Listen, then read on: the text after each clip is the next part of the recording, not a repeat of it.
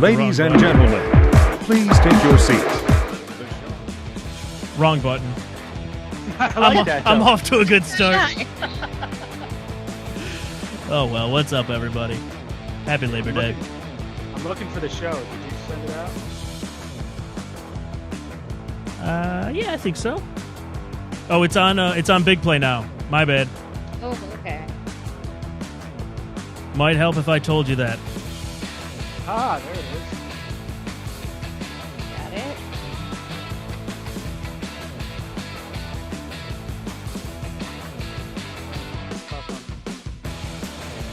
On a holiday. That's right.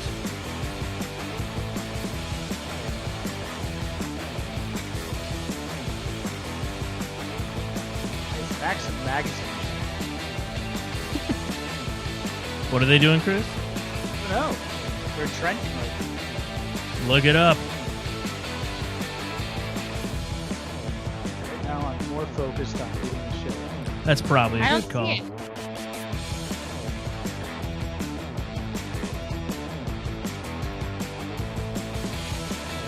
It's under BIGPLAY Show? Yeah. So if you go to Twitter and go to bigplay_com, you'll see it. It's on mine now, too. What's Twitter?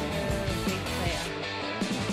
Is that on the internet? It's on AOL Instant Messenger. I hate you all.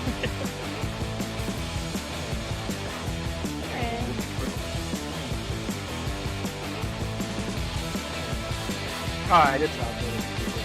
Good work. Yeah, and I'm gonna pin it. Pin it in. Boom.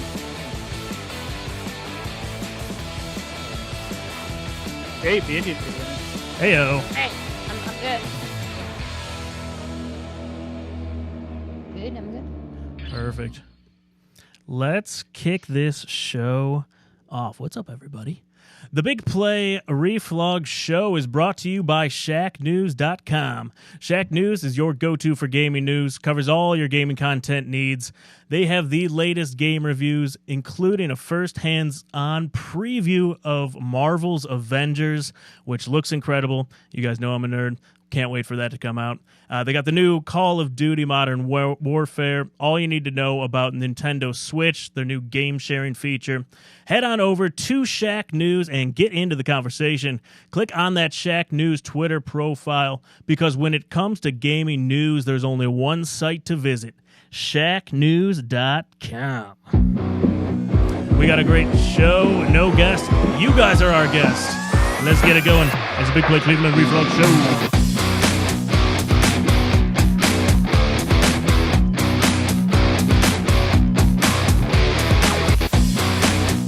Okay, do you need medical attention? Yeah, What is wrong? I don't know. I ain't no goddamn doctor.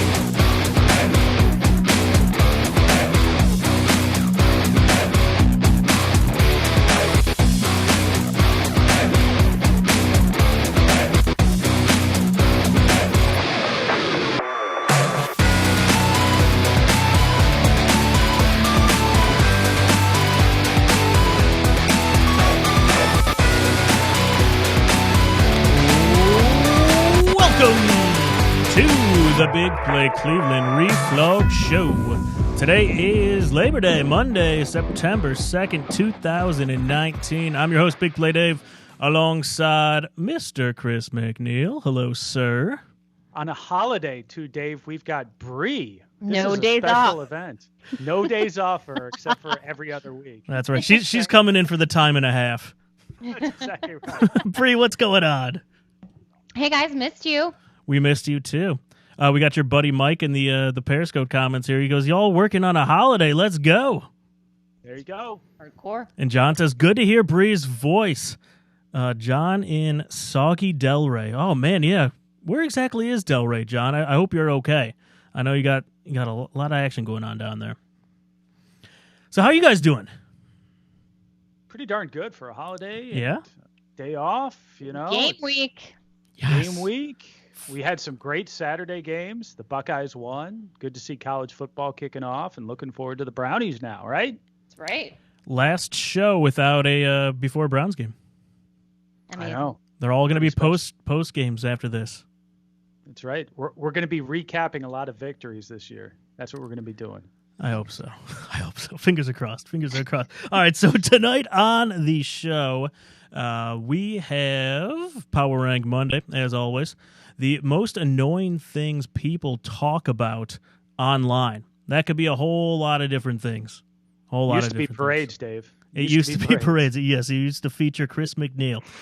Then we will get into the latest and greatest Cleveland sports headlines out there with the help of you guys and your Cleveland fan hot takes straight from Twitter. We will ask Chris and Bri's opinion on a few stats for Sunday's game in our new over-under segment. Over-under segment. Interesting. Then we'll hit you with a few Would You Rathers, and we will end the show with our bold predictions for the week. I say let's kick things off with some Power Rank Monday.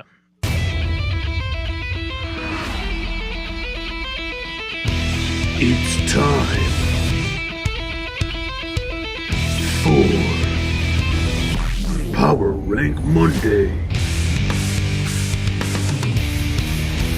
Power Rank Monday presented by HoverHelmets.com. Hover Helmets coming back for the Brown season, guys. They are going to be one of our show sponsors. We'll be giving away a few of these. Go check them out at HoverHelmets.com. All right, so it's fantasy football draft season. Literally one of the most annoying things that people talk about on Twitter is how much you should care about their fantasy football team. No one cares about your fantasy football team, Dave. That's just the rule. No one cares. You would Who'd think you pick at number one? Actually, I care. Oh, Bri, thank you. Let's see. Who did I? I was the 10th pick overall, and I took David Johnson. Oh, So risky. we had someone on Twitter, Kevin Wells, used to do some MLB writing for us on the show. He wanted our opinion. He took Nick Chubb in the first round. Good call, bad call, guys. Great call. Nick Chubb's going to run all over some people this year, up until the point where he gets replaced by Kareem Hunt. Come on, Right, he's not getting replaced. He's not getting replaced, but he's probably He's going to have to share some carries there. He's going to have to share some carries right around that vital playoff time. Yeah. For fantasy. So you got to consider that. That's the only drawback in that situation, because I think Chubb's going to be fantastic. But if you're looking ahead at some things that may change with Kareem Hunt coming back, you got to think playoffs. So, Dave, I have to tell you, I drafted him number one last year, and he was such a letdown. So hopefully he has a bounce back year. Who? David Johnson? Yeah. Yeah, we've got. You say Nick Chubb. I was like, wow. No, not Nick. Sorry. Bri's team is all Browns. Yeah, we got BK Deadhead says David Johnson stinks. Thanks. I know. I didn't want to take him. I got stuck. Oh well, whatever. Let's move on. No one cares about our teams. Let's check in with the Twitterverse here. They had some funny ones. Let me pull those up real quick here. Bri, you want to go ahead while I pull these up? Yeah. All right, give us your power rank as we went on that tangent. The what are we power ranking? The 3 worst things on social media are most annoying. That's right. That's right. Outside of my account. Okay. Number 1, Reflog 18. Okay. Mike Clevenger's list. All right, so I'm going to go number 3, and I have to kick off by saying that I sound super bitter in all of mine, so I apologize for being bitter preface. You'll be optimistic once we start talking Browns. Yeah, that's right. Okay, so this actually just happened right before I was hopping on the internet, but I saw it going down last night on Twitter, and I changed my 3rd ranking right before coming on the show, and it is the women shouldn't talk sports debate. Love when I get these guys hopping into my mentions that I know nothing about sports, yet hello, here I am. That's right. Oh, God, what year is it? Yeah, really, a lot of people still coming after you for that. Do you get that a lot, Bri, or just in general? It's like if you don't agree with what they're saying, then it's like the automatic "get back in the kitchen" comment where you be a belong. sandwich, right? Yeah, right. It's kind of the go-to. Yeah. It's a little tired. Yeah, I'm with you there. Okay, what's your number 2, Bri? Number 2 is the boycotts and cancel parties. So nothing annoys me more than waking up in the morning and seeing that someone is canceled or being boycotted. I pretty much avoid all of those at all costs, and I pretty much tend to go to the place that's being boycotted just because I'm annoyed because they're not really going to boycott anyone. They're just complaining on the internet. Yes. Bri coming when in Starbucks strong. was canceled, I was like, how many of you are actually going to Starbucks to get your coffee this morning? Let's be real. Everyone. All publicity is good publicity too. Whenever they say such and such is boycotted, it's like, oh, I haven't heard of that restaurant in a while. I really should go there. And I don't even care what the cause is, liberal or not, or conservative or not. I don't care. It's either way. It's just like, oh, okay, that sounds like a place I'd eat. When people are burning their gear from boycotting, I'm like, you actually already purchased that. So, Right. okay. It's very fair. Very fair. Okay, and then my number one, pictures of the car dashes with the temperatures. So I'm alive. I know if it's hot or cold. Thanks for stating the obvious, and I could care less. Get Back ready porch for those. Back Yeah, I porch mean, photos, winter too. is coming. Just to Right. dovetail, the back porch photos of the snow. Everybody loves to do that. The only person who is allowed to do that on social media, Bernie My Kosar. man. Bernie That's right. Kosar can do those, and it's okay for Bernie. But anybody else, we don't want to see your back porch whenever it snows. And Bernie just does it from Dustin Fox's house from now on. He's just over there all the time now. They're best friends. It's hilarious. That's awesome. I do have an honorable mention, if I Okay. might Yes. add. Keep going, Bri. So I'm actually guilty of this, but the kids' back to school photos where the kid is standing on the porch holding up the sign where it says, I am Your 35 kids do that. pounds. You do that with your kids. Come on, you're calling I out don't something. actually fill out the board. It's the board that bothers me the most. It's like, see, I want to be a that's- firefighter when I grow up. I love food. I love M&Ms. I can't wait to go to school. I think it's so annoying. Yes, you have to start doing it, Bri. No, I don't have time for that. I'm just happy if I get my kids dressed for school. Forget about taking. Yeah, and snap First day one of- photo. My kids were eating chicken nuggets, For breakfast? waiting for yeah. Well, no, one goes half day, and he's just Nice. eating chicken nuggets as the bus is coming. I'm like, just shovel them in your mouth, mom's gonna get Go, pissed at me. Just go. get out of here. Breakfast of champions. Love you. Yeah. All right, let's check in with Twitter. The View from My Office at View from My Office says, arguing which players from different eras are the GOAT. That's a good one. How about the term "the goat"? I'm really sick of that term. Just everybody's the goat. And, Everybody. yeah, I'm just so sick of everybody talking about goats. I really am. Oh, this I show's don't know. going Like, well. everybody goes to that, and it's just so tired. Like, oh, he's the goat. Oh, he's the goat. It's like, okay. There's a lot of goats. Never mind. Just move along. Lot of I'm just a goats. surly guy. Let's see what else we got here. We have starting a tweet with the word imagine. Oh yeah, That's a pretty Yes, good one. That's really good. That's a good That's one. Really good. Who said that? That was... Where was he? I forgot. Sorry. Let's see what else we got here. Oh, no, that was Kyle. Kyle in Clyde. Kyle and Clyde, good work there. Our associate producer, Nick, anything with LeBron. Matt He's the goat. Conley. Taco Tuesday. Oh, dude, he's getting weird, isn't he? He's getting kind of Yeah, he weird. is. Yeah, he's getting weird. He He's Kinda trying to weird. trademark Taco Tuesday. Like, who would do that? kind of The Ohio strange. State University. Fair. Yeah, kind of strange. A lot of Colin Cowherds out there. Let's see here. Girls asking for money from the Cash App. Okay. Oh. Okay. Okay. Yeah, you got that. And then you got, there's That's a fair. few, and I hate to be too specific. There's an individual on Brown's Twitter and on Indians Twitter Oh, that, boy. my God, for about 3 years, he has been after me for tickets. In that time, you could have gotten a job. You could have gotten another job. You could have gotten 3 or 4 in this time and easily purchased any tickets. You can get tickets to the Indians for like $5. You could just walk up to the stadium at any point and get it for almost nothing. But you hit me up just nonstop. And you do that to me, to everybody. It just drives me nuts. Yes, and he Yes. knows exactly who he is.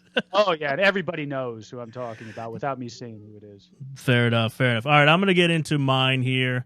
And then, Chris, we'll let you go last Dave, here. what are the 3 things that bug you about social media? My number 3, I'm going to go with those cryptic posts that have some shocking news with no explanation following it. There's nothing worse than someone on Facebook or like Twitter, and they're like, the worst thing just happened to me. And then there's silence. I'm like, come on, either share it or don't. Or then, just the emojis. yes. Yeah, emojis, that's tough. Or make sure you tell the people you love that you love them, because you never know when you may not have a chance. It's like, oh no, what is that? Yeah. Number 2, The I'm Browns just did this though. Yeah. What'd they do? What'd they do? They just posted this very small video and it's an announcement coming Wednesday. I saw that. They That just pissed did me it. off. Yeah. Who did that? Who The did that? the Browns. Oh, yeah. And they don't piss me off very often. At least nowadays. Lately. All right, number 2, I'm going politics. I'm pretty sure I've muted every political word out there on Twitter. Still gets through somehow. Not sure how. And my number 1 is the anti-Browns takes. Just because the person that is sending them out, they know they're going to get a reaction because 90% of Browns fans, including us, are kind of crazy, and we will back our team until the end. But they just do it because they know they're getting that reaction. They're going to get the clicks. They're going to get the views. And they don't even believe it. Like half of these people, I don't believe, actually believe what they're saying about the Browns. They're literally just doing it to piss us off. Dave, just add him. Come on, we all know it's Cowherd. But then there's like the ones below him, like the ones that are wannabe cowards. Okay, Like, can I just say, I don't know if you guys saw this over the weekend. There was a Baltimore writer who wrote an article about the Browns for this very reason, to get clicks.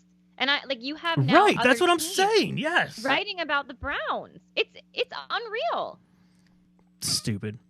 Colin Cowherd's been doing that for years, not only with the Browns, but with the Buckeyes. He just knows Ohio loves sports, and so he's all over us. And now finally these other fan bases in other cities are kind of catching on to his game, and it's a smart play. It's a smart play. That's true. Kind of sucks for us. Oh, well, we'll just keep being negative and power ranking stuff. Let's go. Chris, you're up. All right. Here's my number 3. Ding. Boomers calling out millennials, and millennials calling out boomers. I mean, come on. I thought social media was supposed to be the melting pot. We're not worried about labels. We're all here, and good ideas are going to rise to the top no matter who they come from. But no, it all just digresses into this stupid, petty boomers and millennials talk, which can be funny, but for the most part is just tiring for me. Well, you guys seen all that? You're not either of them. I'm not either. I know. Yeah, we're kind of stuck in the middle. The two just lob rocks at each other, just nonstop, and it's like, oh God, it's just so tired. I hate it on both sides. Number 2, and this is kind of a cliche that always happens. Whenever you see a celebrity trend who doesn't normally trend, you always got the obligatory, hey, I saw such and such was trending, and I was worried that they had died. Don't do that to me, Twitter. Like, okay, we get it. Yeah, I see. Enough with that cliche. It's been done. You get that to be up at the top of all the searches, but my God, let's move on from that one. And then my number 1, and I think Bri really likes this guy, and I think she likes to follow him, but O.J. Simpson. OJ. I'm done with his whole social media thing. I mean, people need to remember that he did get away with murder at one point, so I really don't want to read all his musings online. That's fair, Chris. That is very fair. I think that's. So I just went through some negatives. I do want to read off this positive because I do have a follower who's doing some really good things. My friend Jack, he's a senior at Walsh Jesuit High School, and he's trying to raise some money for school children in Guatemala City, Guatemala. Spent a week last summer doing service work and was called a dump community. He feels he could do more to help the community, so he made a GoFundMe that, and all the profits are going to go to the school children to buy school supplies.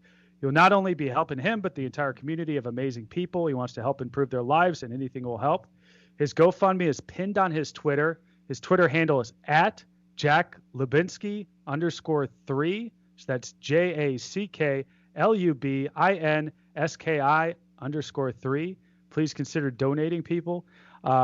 Donating and share, and please share that as well with your friends and family. I think it's a cool cause, and with all the negativity we just went through, Dave, I think that's a nice positive story and something that a youngster here, I can call him a youngster as a high schooler, is trying to do in our community. So good stuff there. Wow, you rip on the millennials and then you bring them right back up. Good work. There you go.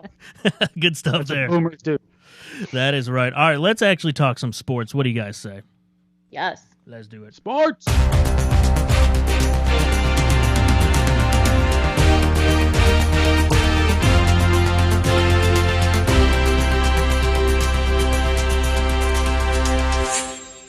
right. Cleveland headlines. This is going to be sponsored by Cleveland Clothing Company here in the near future. We're not wearing them. We're going to be wearing those shirts next week. Yes. We are pumped. Cleveland Clothing Company. Check them out. ClevelandClothingCompany.com. Fall brown stuff is now coming out from them, too. I've noticed that in the last week here, Dave. Good stuff. Hoodies. Hoodie time. Hoodie season. And it's Browns opening week. So let's do. Let's talk some Indians. No. Do we have to? Real quick. We're going to talk Indians real quick. Do we have to do that? Is that what you're saying here? Yes, we have to. We're obligated because you guys are both positive social media influencers for the Indians. Bri with her graphic jersey and Chris with his actual jersey. His real jersey. Little shade there. That's right. All right, well, let's talk a little because they're still in it. All right, we talked about this weeks and weeks ago. We thought they were going to be out of it. Chris, we were talking last week. You gave them 100% chance to win the division. Right now, we're 6 games back. We're playing right now. We're winning. So we're anywhere between 5.5, 6.5 games back right now. You still feeling good about that prediction? I gave us 100% chance of winning the division. What the hell was I thinking last week? You were good about that? You must have been drunk. I was way too optimistic. Man, oh man. I must have been on some heavy drugs that one. I don't not know. 100% chance, no. Do we still have a chance at winning the division? We play the Twins plenty of times here until the end, but I still, now it's getting to that point, Dave, where I don't think there's enough games left. We keep losing people. I mean, who's going to be left on this team? My God, Jose Ramirez is gone. Kipnis is hurt for a couple more days. I don't think Kluber's ever coming back. The one positive spot is Carlos Carrasco came in yesterday. A round of applause for him. Great to see him back and battling leukemia. That's a great story right in the middle of everything. But that's the lone bright spot right now, as everybody else has fallen to the wayside, and it's just sad to see. We seem to be snake bit this year, just absolutely snake bit. And I love to blame something. This one, it's just we're just got a bad luck. We got a lot of bad luck, and that cannot happen to a team like this where we're already stretched with our payroll and what we can do. You need the guys that we do invest in to be on the field, and unfortunately we're in a spot where they're going the opposite way, and they're much less on the field than what they are on the traders table. Yeah, and I think one of the kind of alarming things with the Indians right now is we just played Tampa Bay. We got outscored 21-8 in that series versus Tampa. And that's uninspired. Yeah, it was really, really annoying to watch. I turned it off a few times. Same. That's who we're going against for the wild card. Yeah. I don't have a great feeling there, but I don't know. We'll see. We still have 6 head-to-head games with the Twins, I believe. And they've got the Red Sox. We've got the White Sox. So we're holding on to a half-game lead right now over the A's for that second wild card spot. Clinging. Yeah, so I feel like it's the time we're going to bring some positivity back to the show. Let's bring back this segment real quick. Say something nice about the Cleveland Indians. Bri, do it. Come on. Ooh, I'm first. You can do it. All right, so we had some exciting times when we were in first place for, I think, only a day. This sounds like a breakup. And that got us through the Browns training camp and the dog days of summer, and now we are here. So there's football to be played on Sundays. So the Indians, you can keep being bad, and we will be distracted. So that was so nice. And I tried. So nice. Chris, say something actually nice about them. Okay, the Cleveland Indians AAA team, the Columbus Clippers here. Oh boy, here we go again. They just clinched having the best record in the International League and going into the playoffs. So that's great news. A lot of those players, the way things are going with the big club, we're going to get a chance to see here over the next month. So enjoy them as they come up I-7. They're going to help us out at the big club, and they've been doing great down here in Columbus. I'm going to say something nice. I think we won the Trevor Bauer trade. I'm officially ready to say that. Reyes is batting like 300 for the month. Bauer has been a train wreck. He has been awful in Cincy. What's up with your boy, Chris? Over an 8 ERA in 6 games. I mean, he's been a complete train wreck. And he said that, that Cincinnati is so much better for him. And he offered nothing to Cleveland after he left. And it's I hate to be this petty, but Trevor Bauer himself is particularly petty. So I guess in this case, I don't mind seeing him kind of flounder down there in Cincinnati. Plus, it's Cincinnati, and they're just fun to hate anyway. That's very true. Skyline Chili. Skyline Chili.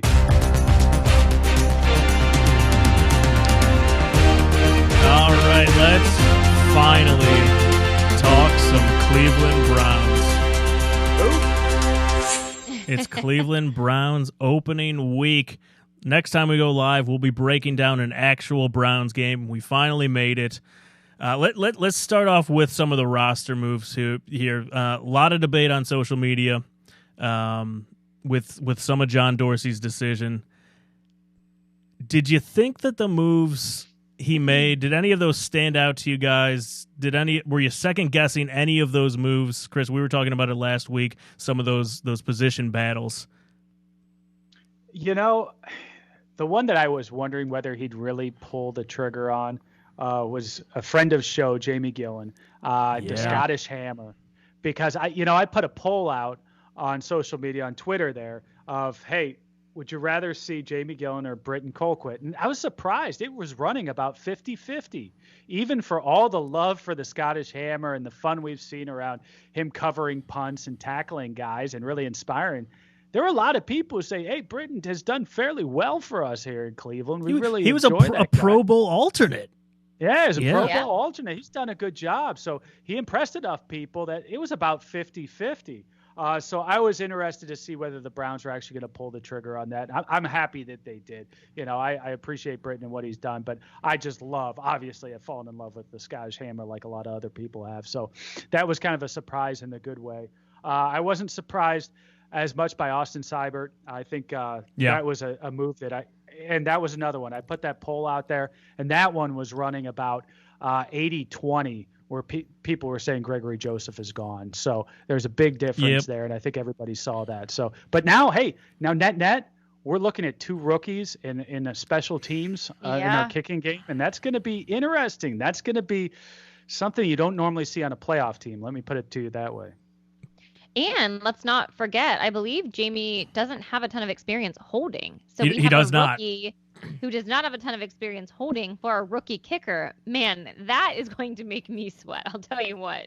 What could go wrong? That's all right. I like them both. I think they're going to do really well this year. One of the weird moves I thought was trading for Taywan Taylor from the Titans. Who would have seen that coming? When we signed Braxton Miller, everyone here in Cleveland, Ohio is super pumped for Braxton, and then he gets cut, and I don't really understand bringing this guy. I mean, he's an okay player.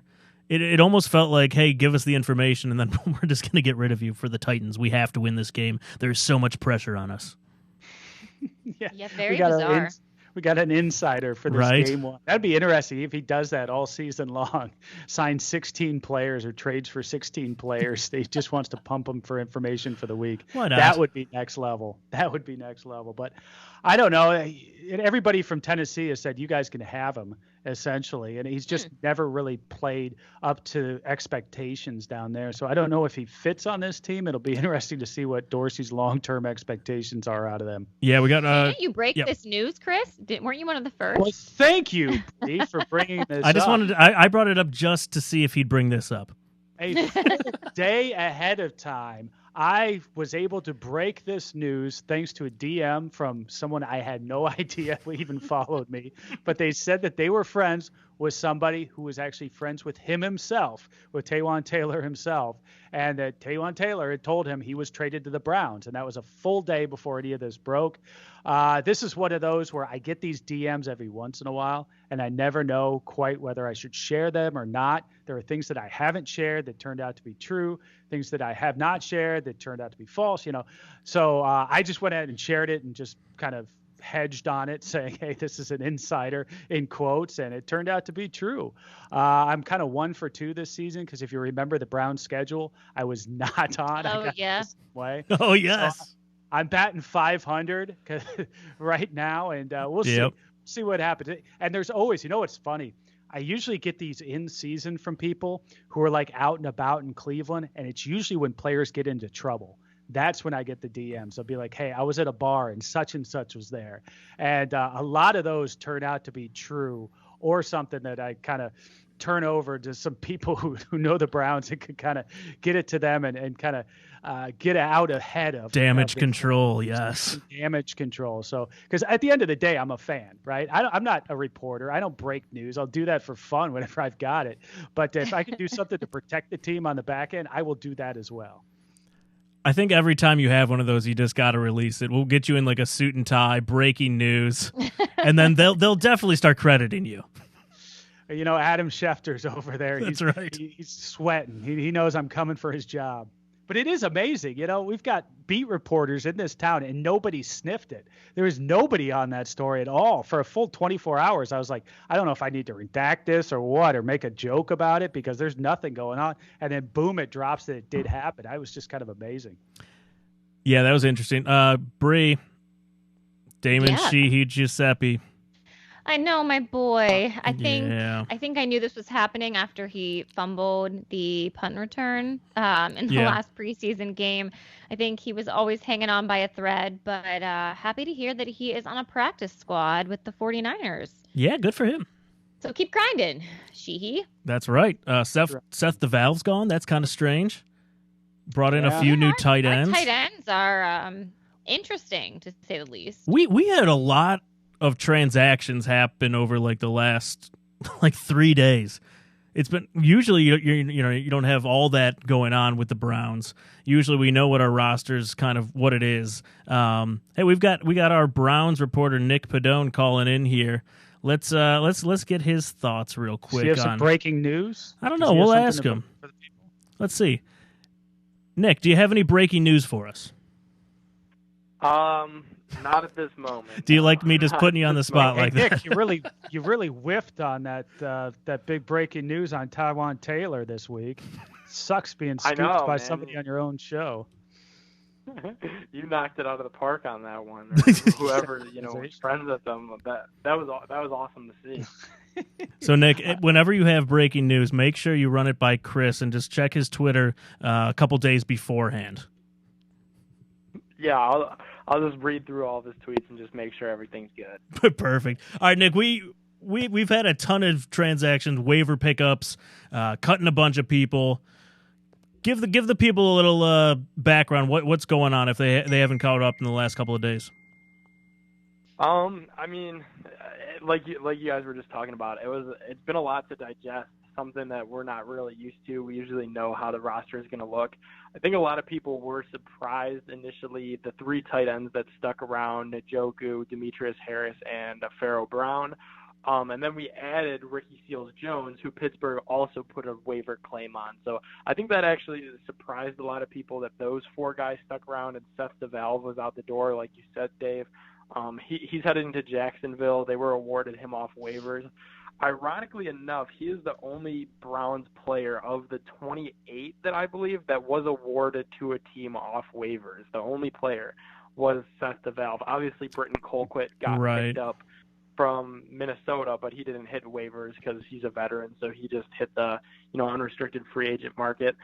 Move that really shocked me, like you guys were talking about before, was the receivers. I thought Derek Willis was safe on this team. I also reported a couple days before the final cuts that Damian Ratley was safe. I was glad to see that he panned out and he stayed, but I really thought in my gut that Derek Willis was going to be safe, and I'm almost a little bit amazed that we found a way to keep him on our own practice squad and in our own system, because the second Ratley gets hurt or this Kadarius Hodges from the Rams gets hurt, we know Derek Willis has that next man up mentality, so I was pretty happy to see that. So you mentioned wide receivers. We traded with the Titans. We were just talking about it. Chris broke the news. Free plug to Chris there. Is this guy going to play? Why did we make this trade?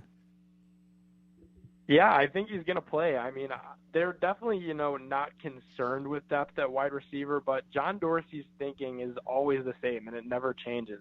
And that's, if we could get speed and if we could, add talent to a room, we're going to do that. And that's what he thought that he did with that move. Obviously, it fills a void with Antonio Callaway being gone.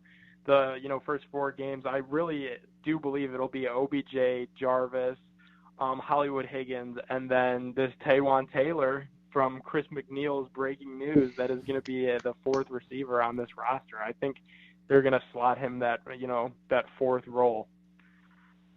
So tell us a little bit and go behind the scenes for anybody who didn't see this on what we did this week with Greg Robinson. Yeah, so that was actually really confusing. When it first broke, people, the initial reaction is to panic, and Carlos Boozer too. Yeah, a lot of people. Yeah, there were so many Carlos Boozer tweets. It was almost sickening, this weekend when that all happened.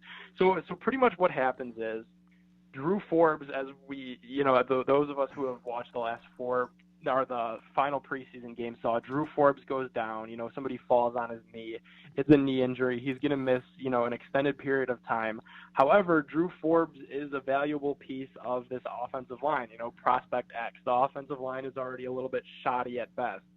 So, in good faith and in trusting Greg Robinson, who is Baker's boy, we released him and we activated, quote unquote, Drew Forbes to the active roster, meaning that he will be able to return at some point this season, which is how it was explained to me. So Drew Forbes is now back on the IR. He's, not playing anytime soon. He's recovering from that knee injury.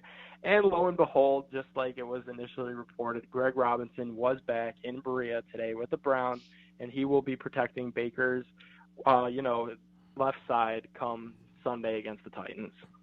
And it's a move really weird that it was Robinson, yeah.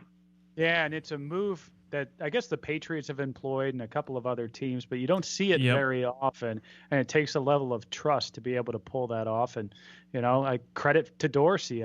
Hopefully this ends up working out well for us. Obviously, you get a guy like Forbes who's now eligible to come back rather than losing him for the full season now by pulling this maneuver. Hey, Nick, we got the Patriots. Yeah, go ahead. The Patriots actually did it today.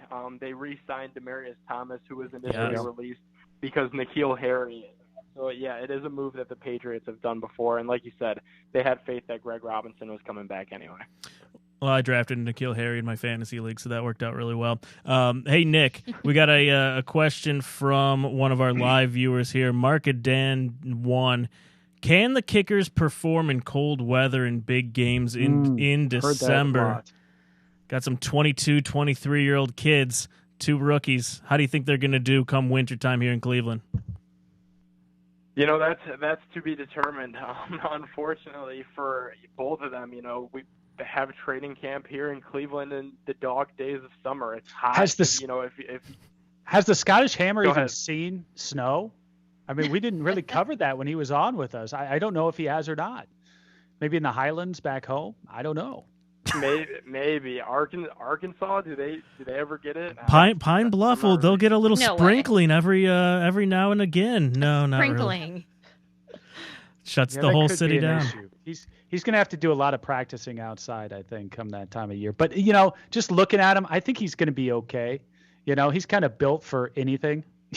Especially for a punter. I mean, he's a pretty big dude. Exactly. The rugby background is definitely gonna save Jamie and help Jamie, and Austin Seibert as well. We drafted the kid knowing that he had a big leg. Obviously, the mechanics were a little shoddy in the first week. First really month of training camp, and he didn't shore up until lately. But we drafted Austin Seibert knowing he was the biggest leg in the draft. That's why he was a 5th-round draft pick. So obviously, John Dorsey and Mike Prefer, who is the special teams coordinator, they know way more than any of us, reporters, analysts do, and we just got to trust them in situations like this. All right, we are chatting with Browns reporter for BigPlay.com, Nick Padone. Go give him a follow at Nick Padone12. Nick, one more before we get you out of here. We're heading into week 1 versus the Titans. If you had to pick a player or position that's going to win us the game week 1, what do you think it's going to be? I'm going to go with the safe one on here. Obviously, something that I want to almost warn people about is the offense hasn't had many reps together, whether it be, in training camp. They literally None of the starting offense was together, including OBJ, during preseason games. So I kind of want to warn people about that. Tennessee isn't a stellar defense, but if things are a little rusty, just let that be. I really don't want to see the angry tweets about that. But the player that I think is going to get it done for the Browns is they're coming. Oh, I know they will be. Is going to be Myles Garrett. I mean, right now the Titans are without their left tackle. He's suspended for 4 games. He's one of the best left tackles in all of football when he's not suspended, but the best ability is availability, and he's not going to be available for them come Sunday. So I think Myles Garrett's going to have a field day, really that entire defensive line, because they're going to try to do their best to double Myles. So Vernon's going to be able to come up the middle. We might be able to see, hopefully some of the rookies, our guy Mac Wilson, get some action at linebacker. But I truly think that D-line, Ogunjobi, all of them are going to be in the mix. I think that's the key position to watch out for, just because the Titans are without their left tackle right now. All right, bold prediction. Dave, how many sacks? How many sacks do we get? How many sacks do we get? Week 1, I'm going to go out on a limb here and say we're going to have 4. Yes. That's the over. I think one of each of the starters will get 1, and then any of the other players, that'll just be icing on the cake. Hey, I do have one more question for you here. How about Eric Kush? What do you think about the situation surrounding us acquiring him? And it looks like he's going to be starting as our right guard. Do you think that's the type of pickup that's going to help this line a whole lot? Eric, the whole right guard situation to me has been the biggest question mark on the line throughout camp, throughout preseason. And, I feel like he definitely got the short end of the stick in that Tampa Bay game because he was trying to block Ndamukong Suh. Not many people can do that, and Eric Kush is definitely not what you want in, a franchise right guard anyways. So I think he's going to start come week 1. Freddie said today, actually, if the season were starting tomorrow, Eric Kush would still be the guy. Man, with those two moves that they made, 2 right guards, acquired throughout the last 3 days, Eric Kush is going to be on a really short leash. And if Baker's on his back more than he's on his feet, they're going to be looking at Eric Kush and scratching their head. And, he could easily get roped out of the game. But I do think he will start week 1. Oh, man. Now I'm getting nervous. I told you, this offensive line, man, we've been talking about all the skill positions, about all the upgrades on defense, but I keep looking at this offensive line, and we're scrambling right now. I look at what – it seems like we're late in the game, and Dorsey now is trying to, in the late stages, put something together, and it's scaring me, man. It's scaring me. Yeah. Nick, great stuff. It's definitely a reason – yeah, it's definitely one more thing. It's definitely a reason for concern, but if anyone can handle it, it'll be Freddie Kitchens. Whether it's, getting those guys in different formations to block correctly, if it's bringing more blockers in. I mean, we saw that last year. We saw a lot of wishbone action. I wouldn't be surprised if we saw more of that, just to get Baker a couple more seconds in that pocket to complete those deep throws, because he's going to need a little bit of time for Jarvis and for Odell to complete these routes, and same with Rashard Higgins for that matter. So it's going to be a work in progress, especially because we haven't seen this offense together yet. But especially week 1, even week 2 against the Jets, I don't think it's that huge of a concern quite yet. Wishbone, bring it back. I love it. Let's start running the option out of it too. Beautiful. That is right. All right, Nick, we appreciate it. Go give him a follow on Twitter at NickBedone12. Go read all of his Browns Cleveland action reports on BigPlay.com in that Cleveland section. Nick, appreciate it, my man. Yeah, awesome talking to you guys. All right, that was Nick Pedone, Browns reporter for BigPlay.com. All right, so we're talking Titans. What are you guys most excited about heading into this game? Just finally getting to a game, man. Just finally getting to a game. Preseason, forget about those games. Those aren't really games.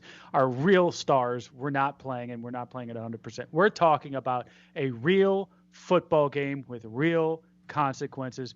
we get to finally take the car out of the garage. The Porsche is coming out. We get to take it for a spin, and I cannot wait to see how it does. I think Tennessee is one of those teams. I like this as an opponent because it's certainly not a rollover team. There aren't many of those in the NFL, but it's the type of team that I think we should beat. And so I think that'll present the right kind of challenge for a team that's growing right now, that's trying to gel, that's trying to come together, and it's trying to find what they're going to be all about. And it's a great way for them to start the season. I'm really pumped about this. I know everybody in Cleveland is. This is our time, and this starts just the first step in what I think is going to be a pretty special season for the Cleveland Browns. All right, Bri, I'm going to give you a true false here. We had a hot take from one of our fans at the Reber 007. Said Browns offense struggles in the debut, but rookie kicker Austin Seibert is a perfect 4 for 4. Browns win 19-10. True or false? It's going to be that close of a game and low scoring. I'm going to go with false. Okay. Solid analysis, Bri. That was well done. I had to think. impressed. You sold me. 19. So here's what I'll say. I think we're going to actually score on defense in addition to offense. So I actually think we'll be able to put up some points. So is that low? 19? I think 19's low. So Denzel Ward, is he going to pick somebody off? I could see that. I just could see a pick. I could see Mac Wilson. Yep. I could see one of our sacks causing a fumble for a return. So okay. Yeah, I think our defense is actually going to hopefully score some points this year. Nice. Standout players. Carlos Santana, solo home run. My God, that guy is unbelievable for us this year. Man. Incredible. Good stuff there. We got Distempered Dog live on here on Periscope, and he says, or she says, "Oh, something nice to stumble upon." I think they're talking about our show. Is that right? Yeah. Hey, glad you made it. We got at coach_Billy. The Browns will not punt the entire game. Chris, true or false? Wow. Oh, I think that's false, and that would really leave me disappointed. I know that's a good thing. Disappointed. To not punt, right? But I really want to see the Scottish hammer. At one point, he's got to come out because we'll get to it a little bit later on, but I'm expecting some big things out of the Scottish hammer. Maybe they'll play him on special teams anyway for some tackling. They might. How about that? I could see a scenario where we do that. I don't know if it's a particularly great idea, but as a fan, I'm looking forward to stuff like that with this guy. Shout out to 1973's Out the Bronx in the chat here. Says Dolphins fan here. He's filling the void for crappy teams here in the Browns show chat. So, well, thanks for tuning into the show here. All right, let's see. I think the thing I'm looking forward to, and Chris, this kind of goes off your point, just the home atmosphere for a Cleveland Browns game that actually matters. You know, Baker, OBJ, Landry, Chubb, all on the same field together at the same time, getting some chemistry. I'm with Nick. I think we're going to start off a little bit rusty here. OBJ, and they haven't, even the whole preseason, he hasn't caught a ball from Baker, so let alone run a route from Baker Mayfield. So I'm with him there. I think we could start off a little bit rusty. Offensively. Right. But I think that the positive, and what will let you sleep at night, is thinking about this defense. The upgrades that we've done along that line, because even if the offense does start rusty, I don't see that defense getting gouged. In fact, I see them, like we've talked about, creating sacks, creating turnovers, making big-time problems in the backfield there for Mariota. I mean, I could see that all day long. So even if the offense takes a little while to find their feet, the defense is going to carry the day. And that's traditional Browns, right? It's traditional Browns. When we were good, back before, a lot of our listeners remember this, back in the mid-'80s, I go back to all the time like many boomers do, is, we always had defense first and kind of run the ball. And we had good skill positions. Now, the thing that worries me is those teams are kind of similar to this one. The problems that they had, offensive line. Bernie Kosar got beat up quite a bit on those teams. We had the defense that was tops in the league. We had some skill positions, Webster Slaughter, Brian Brennan, Ozzie Newsome at tight end, Ernest Biner. We had those skill positions, but our offensive line was not where it needed to be. And that's where we're at now. That's where my concern is. But outside of that, man, I think this defense is going to keep us in this ball game and really be a positive for us. So even if the offense starts slow, they're not going to finish slow. Well, you mentioned Let us not Yeah, forget. go ahead. I was going to say, let us not forget, though, this will be the first time we actually see Jarvis, Odell suiting up on the field together with Nick Chubb in the backfield, Baker Mayfield starting. That in itself is going to open up some of that defense on the other side where they're going to have to decide who they want to guard. Knowing that you're going to have Odell probably being double teamed, it's going to open up some room for Jarvis. And then again, Nick Chubb hopefully will be able to run all over the place, because I don't know how you prepare from a defensive side against our offensive attack. And while we may be rusty, I still think that could cause some problems for the other team, just not even knowing what to do. Yeah, Don't sleep on Njoku either. Yes, that's right. I know a lot of people are just saying, I don't think he's ever going to really pan out to what we I think that Njoku could have a big year. He could. Hope so. He better not drop it. That's all I'm going to say. Right. That was the problem last year. I know. The ball. Yeah. We'll see. And you look at the Titans. Their strong portion of their defense is the pass. So, Bri, back to your point, workhorse Nick Chubb, he could have a monster day, especially when they're really looking to stop the offensive attack of the Cleveland Browns. Chris, you mentioned offensive line. Another team that doesn't have a phenomenal line, especially they had that Taylor Lewan go out with the suspension, is the Tennessee Titans. So, I think we've got some troubles at offensive line. I think they've got some troubles at offensive line. But you look at the defensive front, I think we have a huge advantage in this game.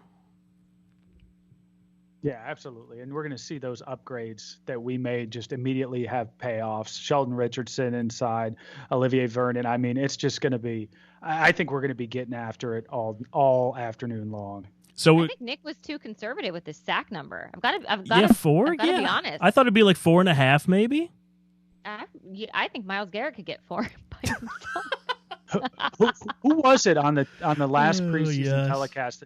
I don't know if it was friend of show Jay Crawford or whether it was Bernie Kosar. Somebody, Tim Couch maybe, was predicting that the Browns would set the new NFL record for sacks this year. Wow. And they were on like a few times during that, and I was like, whoa, hadn't even thought of that. But I think we're going to get after the quarterback. I don't know about that kind of rarefied air, but I think we're going to be getting after that quarterback a whole lot, which is great when we get into divisional games. Yeah, and if you see double teams on Myles Garrett, we got a new guy, Olivier Vernon. He's a pretty good player, and we're going to play him in his actual position, so that'll be nice. Looking at the flip side of this, not to go negative like the beginning of the show here, but any question marks you guys have that you want to see answered on Sunday? Chris, I want to start with you. I think you have something you want to talk about. Well, I've already talked about the offensive line, right? That this offensive line has got 2 good players, in my opinion, and then 3 question marks. You got Petonio, you got Treader at center, and then past that, it's like we've got – I don't know what we've got there. Greg Robinson, who's obviously we've already talked about, was released and then brought back, and that was a strategic move. But also from just a pragmatic standpoint, he hasn't exactly gone out and earned that spot. He has not been the guy that we've hoped he would be, and that's at left tackle, which we all know is vital. And we expected there to be a layoff after Joe Thomas leaves, but man, it would have been nice to have had a decent solution. And I don't even know if we've got a decent solution there.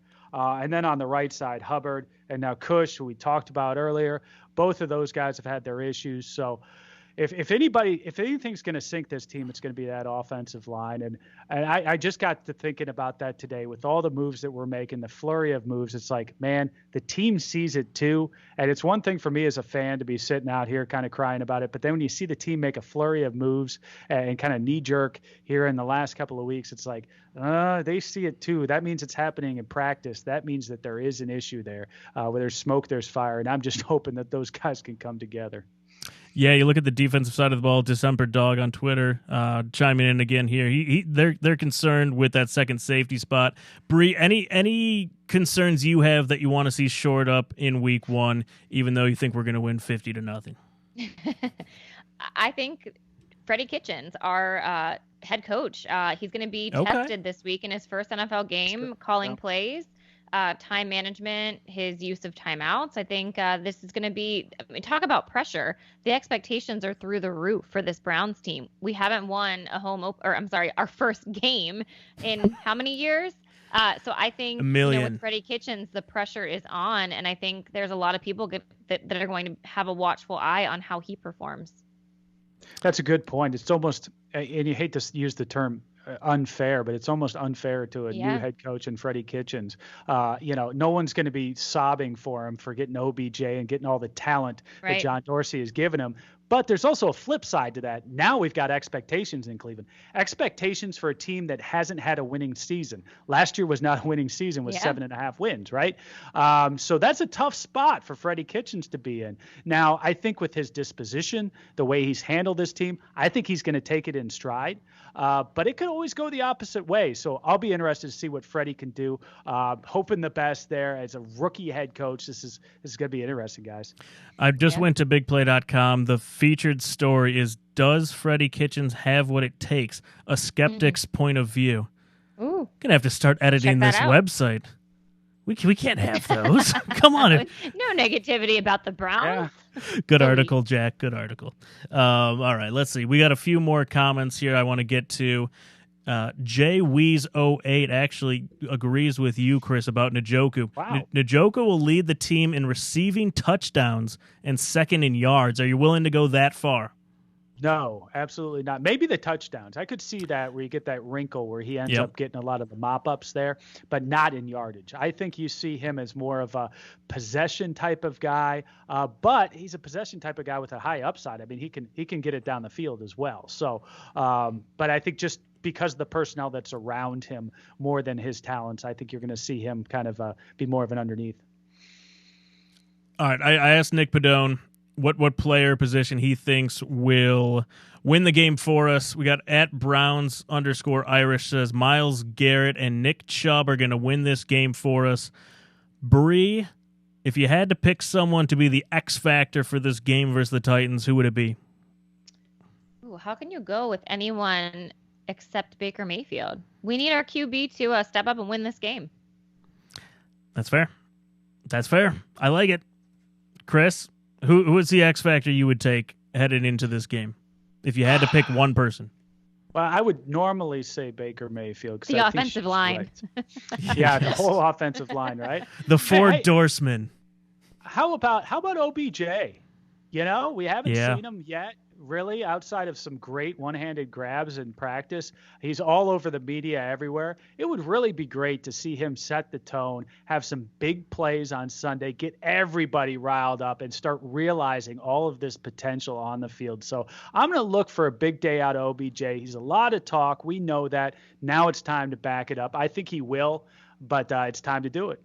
Yeah, Jake Wallace says on Twitter here live, what's up, my man? Biggest concern is just watching, looking for the chemistry. Call me crazy, but he agrees. He thinks OBJ is going to be the biggest X factor. Yeah. We'll see what happens. All right, let's move on to some quick over-unders here. We're running a little bit long. He says, thanks, Reflog. Jake, there you go. Right I here. agree with him, Jake. All right, I'm going to give you guys some over-unders for this Browns game, and I will start with you, Bri. Over-under Baker Mayfield touchdowns is set at 2.5. I'm going to go with the under. You'll find out why later. Oh, a teaser. You're like the Browns. Are you going to tell us on Wednesday? No, He's going to tell I'll us tell you after tonight. the game. All right, fair enough. @Rich Colley II says Baker throws 5 touchdowns to 5 different receivers. Nice. I love that. Yeah, we'll see. All right, here we go. Chris, I'm going to give you one. References to the 0-16 season of the Browns' winless season opener streak during Sunday's broadcast. Over-under set at 15. Well, I already know that they're cooking on one because I shared the email with you that there's a producer there. I think it was NBC who wanted to do a piece on kind of the 0-16 parade, but I'm not going to be a part of that one. So I think it's going to be under. 15 is a lot of references. I think we're going to have a healthy number there, but not quite 15. I'll say probably 10. All right, Bri, I'm going back to the sacks. I'm put you on the hot seat here. 5.5 sacks by the Browns defensive line.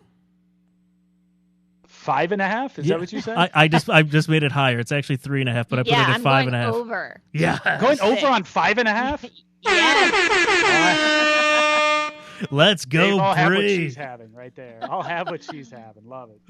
Oh, that's phenomenal. Mike Strez on Twitter is with you. He says defense gets at least 5 sacks and 2 turnovers and a touchdown. That's right. Wow, Oh, boy. that happens, man. We're talking 70-0. Yep. All right, Chris, I got one for you here. It's 1.5.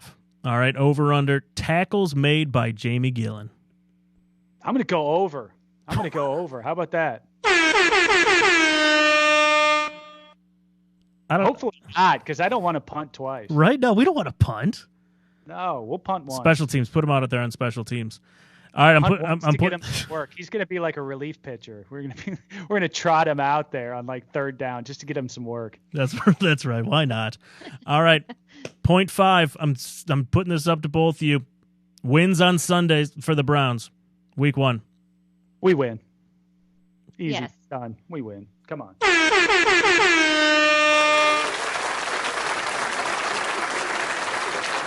All right, and Mikey Lacko on Twitter says Browns will win by 40 in Week 1. Wow. That's aggressive. Playing Rutgers Week 1. That's right. And he said the rest of the wins will be by less than 7. All right. Let's move on here. Finish this show up here with a couple really quick would you rathers, and then we'll get you guys out of here. Yeah, you're working like us like a dog here on a holiday. Right? No kidding. Jeez. Gonna have to talk to our producer Nick here about how long this show's going. All right, Bri, I know you already answered the question. Since this is a Cleveland sports show, I gotta ask. I already know your answer. Would you rather the Indians sweep the Twins or the Browns get a win on Sunday? Browns need to win. Sorry. That's a tough one. All right, wait. I'm gonna change it for a second here. Okay. So let's say that we're going hypothetical. The Browns have a phenomenal year. We go 11-5.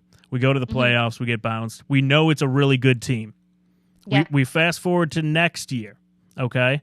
The Indians are in the playoff hunt. Browns are starting Week 1.